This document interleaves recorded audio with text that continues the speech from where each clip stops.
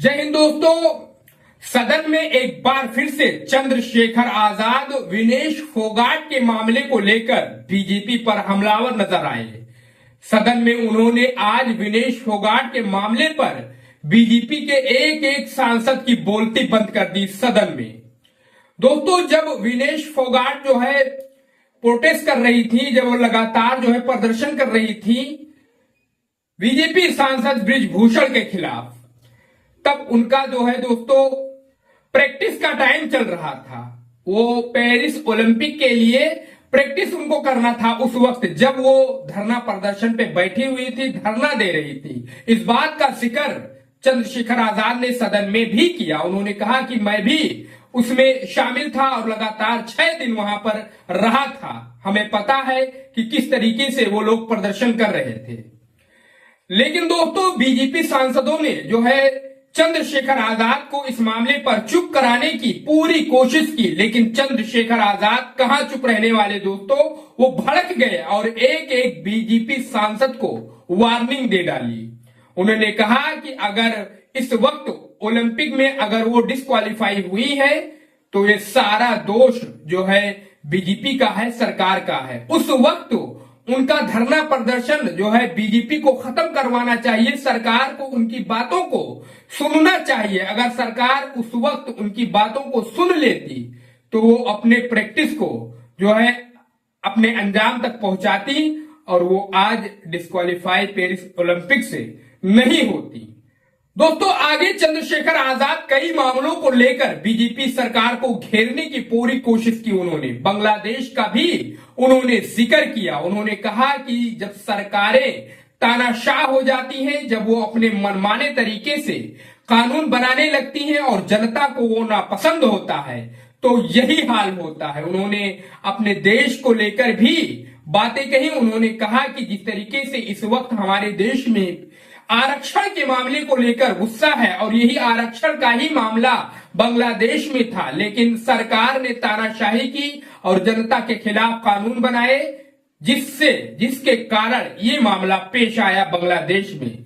उन्होंने आगे कहा कि हमारे देश में तो संविधान को लोग मानने वाले हैं, हमारे देश में वैसा मामला नहीं हो सकता है, लेकिन हमारे देश की सरकारों को भी इस मामले पर गौर करना चाहिए और ऐसी कोई नौबत ना आए, ऐसा कदम उठाना चाहिए। उन्होंने उत्तर प्रदेश के मामले को लेकर भी सदन में बोला। उन्होंने कहा कि उत्तर प्रदेश से 80 लोकसभा के सांसद चुनकर आते हैं, लेकिन इस बजट में जो बजट पेश किया गया है 2024 और 25 का, उस बजट में हमारे प्रदेश को कुछ नहीं दिया गया। उन्होंने कहा कि प्रदेश में बीजेपी सरकार रहे या चली जाए, लेकिन जनता के हितों के बारे में हमें सोचना है, जनता के हित के लिए काम करना है। इस बात को उन्होंने सदन में उठाया।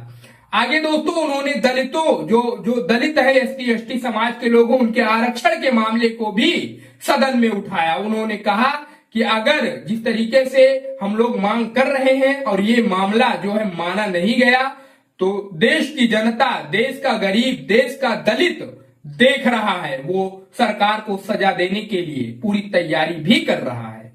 दोस्तों, सदन में और कई मामलों को लेकर चंद्रशेखर आजाद ने बीजेपी पर जो है कड़े प्रहार किए, करारे प्रहार किए, जिसकी वजह से बीजेपी सांसद बिलबिला उठे। उनको बीच में रोकने की पूरी कोशिश की गई कि वो बहस पूरी न कर पाए, लेकिन चंद्रशेखर आजाद ने लास्ट में जाकर बीजेपी सांसद को डांटा भी और उन्होंने अपने वाक्य को, अपना जो उनका संबोधन था सदन में, उसको भी पूरा किया। कई मामलों को लेकर सदन में चंद्रशेखर आजाद ने जो है मामला उठाया, अपनी तरफ से देश के कई मुद्दों को सरकार के सामने पेश किया। यहां तक कि उन्होंने ठेका प्रथा को भी बंद करने के लिए सरकार से आग्रह किया। कहा कि इसकी वजह से देश में सरकारी नौकरियां खत्म हो रही हैं, लगातार लोग महंगाई और बेरोजगारी से परेशान हैं। इसकी वजह से जो है देश में आक्रोश का माहौल है। इससे सरकार को सबक लेके जो है